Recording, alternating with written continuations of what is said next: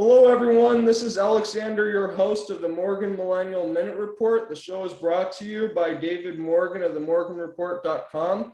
Today, we are going to be having Harrison Barron on the show, who is a millennial entrepreneur and is the host of the Brutally Honest podcast. But before we get into it, if you could all please subscribe to the channel and leave a like on this video, that'll be really appreciated. Hello, Harrison. Thank you for being on the show. Hey, what's up, Alex? Thank you. Do you go by Alex or Alexander? Alexander. Alexander, thank you for having me, man. I really appreciate it. Well, thank you for being on the show. So I wanted to share my screen to show you a few things, and I wanted to get what your thoughts were on this. So here's the population of the United States in 2019 by generation. So we see that the millennial generation is actually about the highest, has the most population in the United States right now. So I was looking at this a little bit for the age demographics of small business owners. And I'm seeing that millennials are, even though they're the majority of the population and are in the working age, they actually have one of the smallest ownerships of small businesses. So I want to ask you why millennials are, not starting small businesses as much as other generations have in the past. Sure. So I think I think that this is a common theme that I see regularly, and probably something that I was kind of brought up into, except I kind of broke out of it, was my parents and a lot of my friends' parents, because I'm 28 years old, were very much so focused on go to school, get a good education, and go get a good job, right? And I think that and it was all about security, right? The big thing was, security. You want job security, you want financial security, you want all these things, and they're all good. But I think that that's probably a massive reason why millennials are really not entrepreneurs. I also think too is millennials, for the most part, they're still very young in the grand scheme of things. So, when I talk about millennials like between like 25 and really like 35ish, and I know that it's a little bit broader than that, but that age gap, right? You've only really been in the working environment for realistically like 10-ish years. So it's a very big step to go start your own business with only 10 years of actual work experience. And I think that that's a massive reason why people aren't, especially millennials, aren't starting businesses, because quite honestly, they've been taught to go get a secure job. They've been taught to go get, a higher education that may or may not play a part of their career. And then on top of that, they really haven't been in the workforce all that long to learn the vital skills that you need to start a business. Okay, so I would like to share my screen with this article, and I do agree with that, but I was looking at this article, and it was saying to the effect that, during the same age group, millennials are actually not starting small businesses nearly as much as, Gen Xers and baby boomers. So do you think, people just don't want to start new businesses, or do you think there's been a lot of, things happening in the starting new businesses, or what do you think the problem is for this? No, I think it's what we've just been what we've been brought up and educated with. It's that go get a job, right? I can't tell you how many times, even at 28 years old, my parents, especially my mom, and I love her to death, and she's always looking out for me, but they don't understand the concept of entrepreneurship. They're much more in favor of, hey, let me go, go to college, go get good grades, go find a career, go invest time in that career, right? And sink your teeth into corporate culture and go follow that route. And I think that's a large majority of it. I mean, I know most of my graduating class went to college at some point or another, where I definitely, I feel like it's in the boomer era, where it's more, either blue collar jobs, or it was, they didn't understand that, there was probably a gap of time where college was directly financially tied to making more money. But I think that that is kind of broken now. I think that there's a lot more millennials, kids going to college just because, and I saw this a lot too, just because their parents told them to, right? And now they're not, or they've, it's oh, that's risky going to start a business. It's risky if you go do something else. It's risky if you don't get a good education. So these are all things that I definitely see that I lived through and saw quite a bit. Is that does that count for everybody? No, but that's what I have at least seen. And even talking to peers all over the country, and it's not just business owners, it's other people. They very much so fall in the same spot of like, hey, what do you do for work? Oh, I went to college for this and now I do this. And this is kind of what I'm doing now. And it's what I see constantly time and time again. Right. So you think it's more beneficial for a millennial to not go to college and just try to start their own business and be an entrepreneur? Because I have seen a lot of millennials get saddled with student debt. Do you think that's a big problem that's going on right now? I think there's a lot of pressure to go to college, and I think that there's not enough people encouraging other people to figure out what they want to do in life. And I think the other problem too is people are also encouraging young adults, right, just graduating high school, to go to college for things that aren't going to make money. When I say that, right, I hate to be the bearer of bad news. If you're going to college for art, you're burning money. If you're going to college for gender studies, you're burning money. If you're going to college for political science, for the most part, you're burning money, right? These areas, and political science can have more money involved in it. Like if you're going to college for writing, right? You're burning money. I think a lot of people have these ideas that like, well, I got a higher education, I'm entitled to make more money. No, you're not. That is never the case. You're entitled to make more money based on the value that you bring to the business. So even being somebody that might work for somebody else, if you have a gender studies degree, right, and you can't find a job in gender studies degree, your value is essentially zero, because if you go find a job in a different field, you have no education in that area. Most of what you've learned is never going to carry over. You don't add value to the business the way that you might think you do, and that's a hard truth that a lot of people, or a hard pill that a lot of people have to swallow. Yeah, I definitely agree with that. So you started your own business, you're an entrepreneur. So what are some tips and ideas that you have for millennials to start their own business? Yeah, so I think one is figure out what you want to do. I definitely don't recommend most people rushing into it. Starting a business is a crazy, crazy lifestyle choice. There's two main ways to start a business. So there's organic, so you can go start a business. It could be power washing, detailing, landscaping. I mean, anything really, website design. You can go grow that organically. So you create content, you find customers locally, and you keep doing that over and over and over again, and then you keep expanding over time. The second way is kind of an artificial inflation and riding that wave.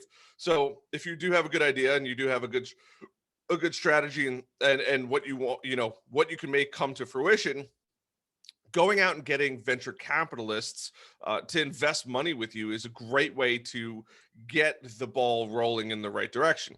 The catch with that is if you have no experience running a business, if you have no experience in management, no experience in many of the main aspects of a business, getting VC money, you're going to have to hire a whole team, which is going to increase your burn rate of how much money you're going to spend. You got to be really, really careful. I usually recommend people to go the organic route, but the problem is with and I love YouTube. I was watching that video you sent me before with the other millennial with, I forget his name. I think it was Mike, who owns the rental properties. Millennial Mike, yeah. And it's there's so many people that just want the magic pill that's like, I want to be a millionaire. Like, of course you want to be a millionaire. Who doesn't want to be a millionaire at this point?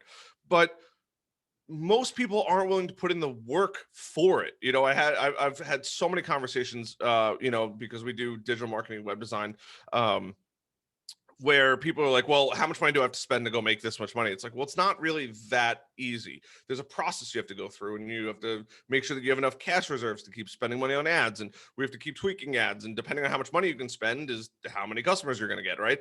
And it takes a little while to start figuring out that process. But once you start to figure out that process, that's when like the magic happens. Most people just think, well, I have $10,000 in the bank, or I could go buy a website and I'm going to be rich. That's almost never the case. It's putting in the work, it's putting in the time, it's putting in the dedication to creating a fruitful tree. And then once you have, a growing business with cash and all that good stuff, then you could go out and you could buy real estate properties. You can go invest in other areas, right? That's what gives you the freedom. But it's ultimately, it's what route do you want to go to? You can go the VC route. You can get the huge cash injection, but be ready to have an extremely fast growing company because you have this money that you, I don't want to say have to spend, but you have to invest in the company, right? Software, hardware, it doesn't matter. Or the organic route, which is much slower. It's significantly less likely that you're going to fail, but it's not, you're not going to be rich tomorrow. You're not going to be rich in a year or two. You're going to be rich in 3, 4, 5, 6, depending on how much work you do. Could be 10 years, but it's much more sustainable and much more scalable usually. Yeah, definitely. So I wanted to ask you, what field do you think it's good for millennials to start a small business in? So I think realistically it's whatever you want to do. I don't think that there's a field that's going to be better for one person than another, right? And I say this because I have friends of mine, like I'm in the tech industry for the most part, even though I'm in digital marketing. There's plenty of successful people in that area. I have plenty of friends that are super successful in the blue collar area, where they might be detailing cars or doing tree removal or whatever that may be. But what I would encourage every millennial to do, or really anybody going to college right now, is really slow down, pump the brakes, figure out what you want to go to college for. There's no fire that's happening. Like, you need to just calm down, figure out what you want to go to college for, and then do that. And if you don't know what you want to go to college for, don't go to college. Go get a job that you might think you're going to enjoy. And if you're like, well, I can't just go get a job like that, I promise you, if you go knock on that door of whatever company it is, and you bring a resume with you in hand and you're dressed appropriately, say, hey, I want to speak to the hiring person. I don't care how much money you guys are willing to pay, but I really want to work for your company because I believe what it stands for. Chances are pretty good you're going to at least get an interview. Most companies have some kind of cash reserves that they can hire somebody. And heck, even if you don't want to go down that route, go the unpaid intern route and go sink your teeth and learn and learn and learn. And once you figure out what you actually want to go do, then go do that. So if you figure out, hey, I want to go start a business, and I don't encourage a lot of people to start a business. Starting a business is lucrative as could be, but if you could go and understand what you want to do, then go do that, right? If you happen to go, let's just say you want to go get a chemical engineering degree, go apply to a chemical engineering plant. Granted, you might be sweeping floors, but you're going to be around it and you're going to start to learn and you're going to be able to pick people's brains while you're there, whatever it might be. And then you might realize, hey, I need to go to college to go work for this company, right? Maybe starting a chemical engineering plant is not, what somebody could start up as a business, but that'll at least point you in the right direction to say, okay, great, I need this degree, right? Those companies might even pay for your degree if you ask nicely and say, hey, I really want to work for your company. I really like working here. I've been here now for a couple of years. I'm a bottom person right now, but I'd like to go get a degree and potentially reapply at the company for a better role. I think a lot of people don't think about putting in the blood, sweat, and tears, but that's the way you could be really, really successful. On the flip side of things, if you go get a job, let's just say, working for a marketing company or working for an IT company or working for a landscaping company, and you understand, you learn what needs to be done, right? You could go start your own business. I encourage everybody, if that's something that you want to do, go try, right? And I think a lot of people are really afraid of, like, oh my God, if I go start my own business, that means I have to quit my job. Like, no, you could do it on the side, or ask your boss and say, after you're thinking about doing it and you have the money set aside, and be like, hey, look, not sure if you're interested, but I'm looking to start my own business. Do you have any interest in investing with me? Or do you have any interest in owning a portion of the company? Maybe he wants to own 25% and he'll mentor and coach you the entire process, which will be worth its weight in gold, right? So yeah, people have to get creative. They can't just say like, "Hey, I want to go out and do something." Like, start to think about the big picture, but just don't rush.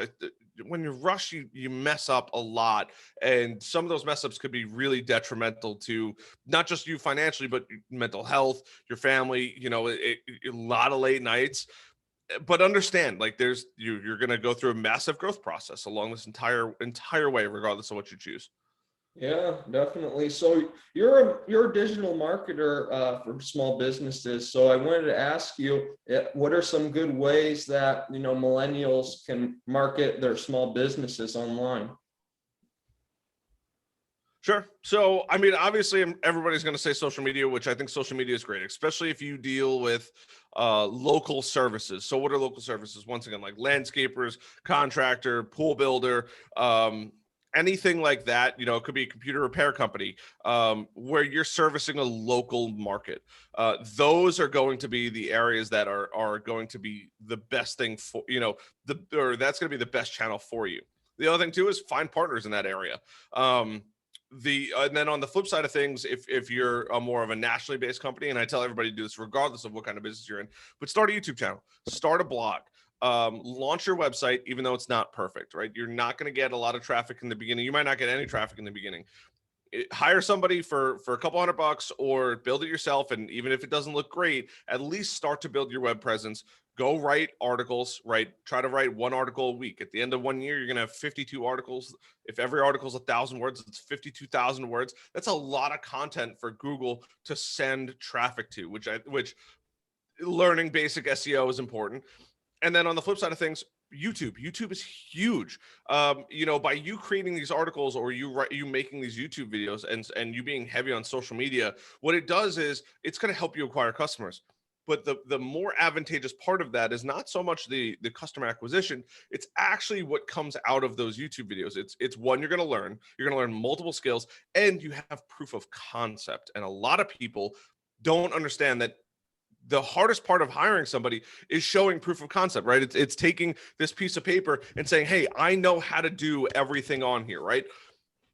That's what videos and blogs will do, and a heavy social media presence. It's showing the world that you actually know what you know how to do, as opposed to somebody putting their trust in you and hoping for the best outcome. That's why YouTube and blogs are the best ways to build traffic and get regular customers, all the time. Otherwise, you're just going on a hope and a prayer, and no matter how good your copy is on your website and things like that, nobody gets to see what you've actually done. Yeah. So you were talking a little bit about YouTube and all the social media platforms. So for everyone who has YouTube and these different and are on these different platforms, what are some good ways to boost traffic on these sites? Make good content. Content.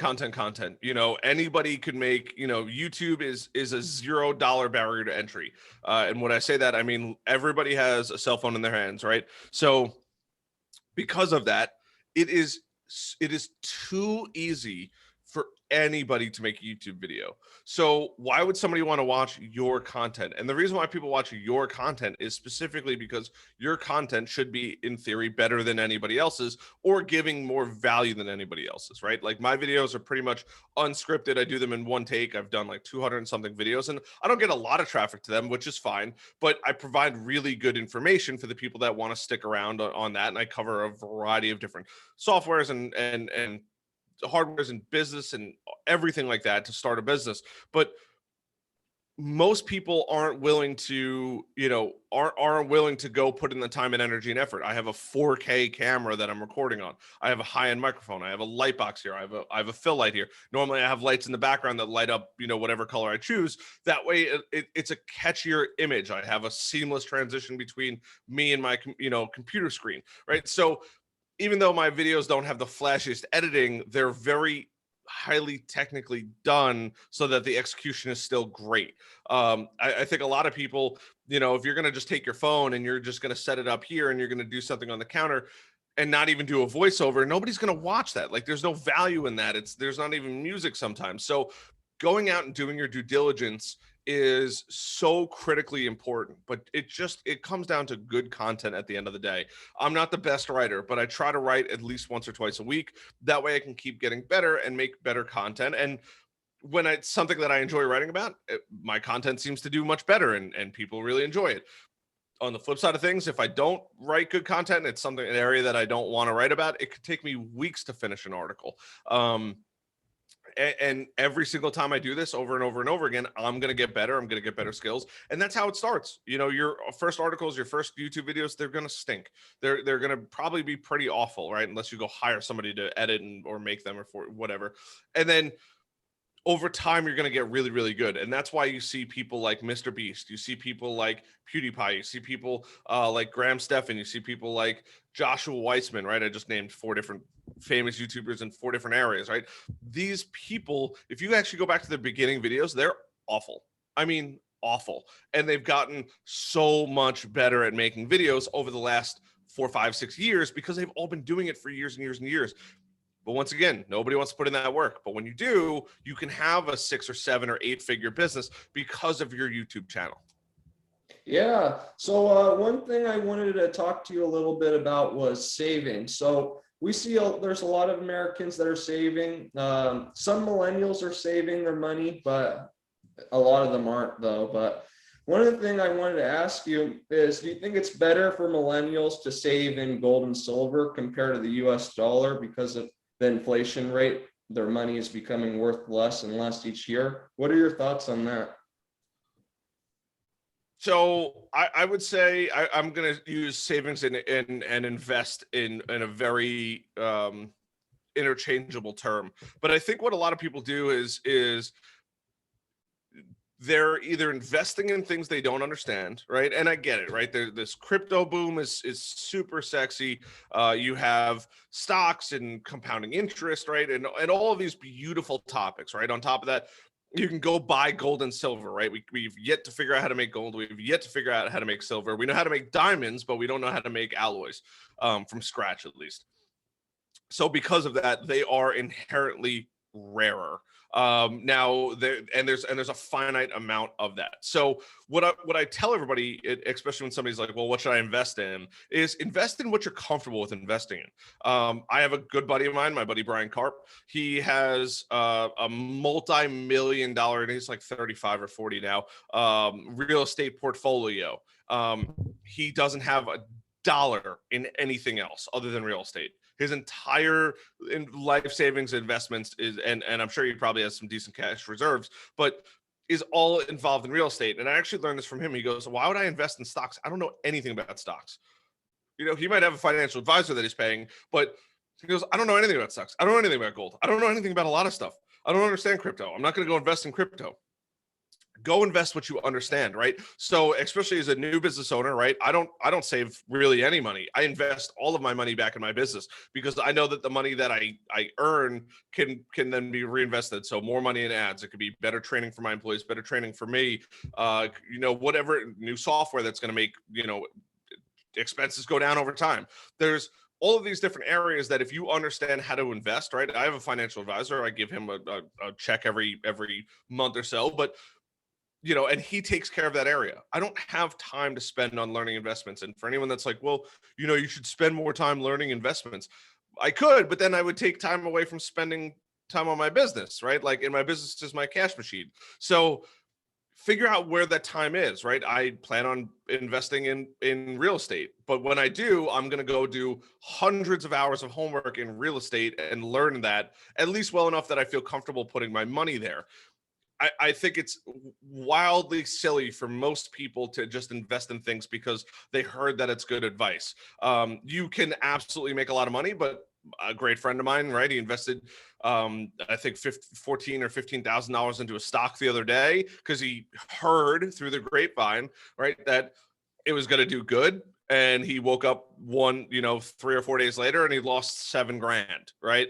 And it was down 50%, right? So because he doesn't understand investing, and I'm not hating on him, but he doesn't know what he's buying. He's just buying because somebody told him who kind of knows the industry, right? So I think that this is where a lot of people go wrong. And this is why I think stockbrokers are really, it's a sexy job because when you do it for so long and you understand it, you can make a lot of money. But for the common person trying to get into it, it's like starting a business. You have to understand at least some of the fundamentals, or you have to understand you're going to get a lot of bumps and bruises along the way to get to that end result. So my advice would be just invest your time and your money, because those are two things. You can always make more money, but you can't ever get your time back, in the things that and stick to one thing or two things. Don't spread your portfolio too thin. Hire a financial advisor. That's what their job is to help you make more money and save more money, right? I know it sounds crazy because you're going to spend money on that, but figure out what you're comfortable with, figure out what you're willing to invest your time in learning, and then go invest their time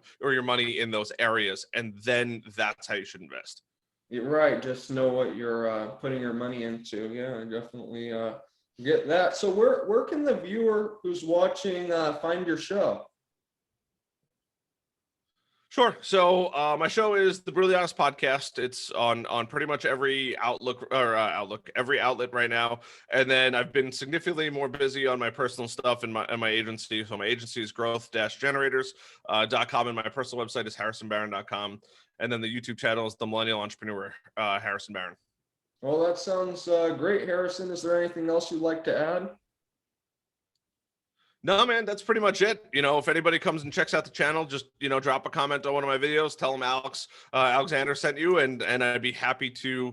And if anybody has questions, reach out to me either on my personal website or reach out to me on my agency website and just say, hey, heard you on the podcast, struggling with this or need advice. I'm more than happy to spend some time with just about anybody on their phone to at least give them positive words of encouragement or help point them in the right direction. Because I think a lot of people, we live in a world with shiny object syndrome, and as great as that is, if you can't focus anywhere, you're never going to grow anything. And that could be personally, that could be your business, that could be in any area whatsoever. Yeah, well, that's great. So everybody, if you could please check out Harrison's site, and I would like to thank you for being on the Millennial Minute. Harrison, it was really great having you on the show, and I hope we can have you on again soon. Awesome. Alexander, whenever you want me back, let me know. I'm happy to jump back on. Sounds good. And thank you all for watching. God bless.